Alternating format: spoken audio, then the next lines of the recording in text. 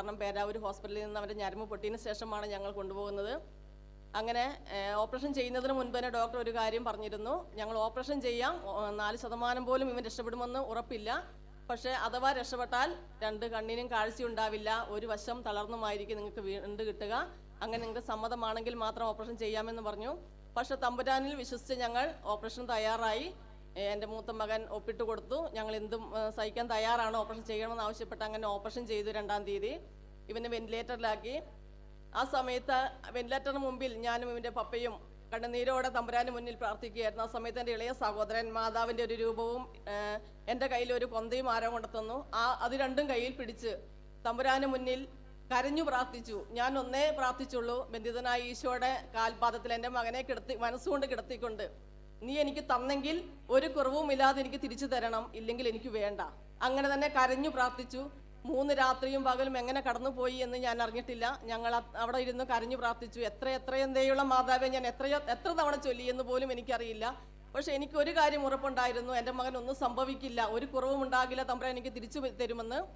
അങ്ങനെ 5-ാം തീയതി വ്യാഴാഴ്ച ഇവിടെ പ്രാർത്ഥന തുടങ്ങുന്ന സമയത്ത് അച്ഛൻ പ്രാർത്ഥനയുടെ ലിങ്ക് എൻ്റെ കുടുംബത്തിലുള്ള എല്ലാവർക്കും ഇങ്ങനെ കൊടുത്തു. അവരെല്ലാവരും ആശുപത്രിയിൽ ഒരുപാട് ആളുകൾ, 150-ഓളം ആളുകൾ, കാരണം ഇവൻ്റെ മരണവാർത്തയായിരുന്നു ഞങ്ങളുടെ നാട്ടിലൊക്കെ അറിഞ്ഞത്. ആശുപത്രിയിൽ വെച്ചാണ് സ്ട്രോക്ക് വന്ന് ഞരമ്പ് പൊട്ടി, ബ്രെയിൻ മുഴുവൻ ബ്ലഡ് സ്പ്രെഡ് ചെയ്തു. അങ്ങനെയാണ് കണ്ണൂരുള്ള ആശുപത്രിയിലേക്ക് പോകുന്നത്. അവിടെ ചെന്ന് പരിശോധിക്കുമ്പോൾ ബ്രെയിൻ മുഴുവൻ ബ്ലഡ് കെട്ടിക്കിടക്കുന്ന അവസ്ഥയാണ്. സർജറി ചെയ്താലും രക്ഷപ്പെടാൻ സാധ്യതയില്ല. ഒരു 4%-5% പരിശ്രമിക്കാം എന്ന് മാത്രം. ഇനി സർജറി സക്സസ് ആയാലും കാഴ്ചയുണ്ടാകില്ല. ഒരു വശം മുഴുവൻ, കാരണം കണ്ണ് മുഴുവനും ബ്ലഡ് ഇങ്ങനെ ക്ലോട്ടായി കിടക്കാണ്, ഒരു വശം തളർന്ന് ആയിരിക്കും ഇയാളെ കിട്ടുന്നത്. അതായത് മരിച്ചിട്ടില്ലെങ്കിലും അതുപോലുള്ളൊരവസ്ഥയിൽ, മരിച്ച അവസ്ഥയിലായിരിക്കും ഇനി കിട്ടാനുള്ളത് എന്ന ഒരു മെഡിക്കൽ സിറ്റുവേഷനിലാണ് ഇവരും കുടുംബാംഗങ്ങളൊക്കെ ഇവിടെ വന്ന് പ്രാർത്ഥിച്ചത്. നമ്മളന്ന് ആ ദിവസം ജനിലിൻ്റെ പേര് പറഞ്ഞ് ഇവിടെ 10:55 യൂട്യൂബിലുള്ള ഇവിടെ പ്രാർത്ഥിച്ചതിൻ്റെ ആ സമയമാണ് സഹോദരി നോട്ട് ചെയ്ത് പറഞ്ഞത്.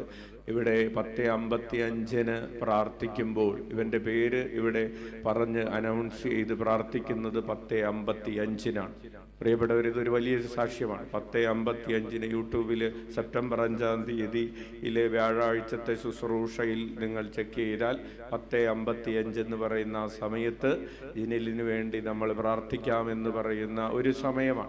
ആ സമയത്ത്, അതേ സമയത്ത് കൊയിലി ആശുപത്രിയിൽ, ബേബി മെമ്മോറിയൽ ആശുപത്രിയിൽ ഈ മകൻ്റെ കൈ ഓപ്പറേഷൻ കഴിഞ്ഞിട്ടും അനങ്ങാതെ കിടന്ന ആ മകൻ്റെ കൈയും കാലും അനങ്ങാൻ തുടങ്ങിയ സമയമായി രജിസ്റ്റർ ചെയ്തിരിക്കുന്നത് 10:55. കൈയടിച്ച് കർത്താവിന് നന്ദി പറയാം.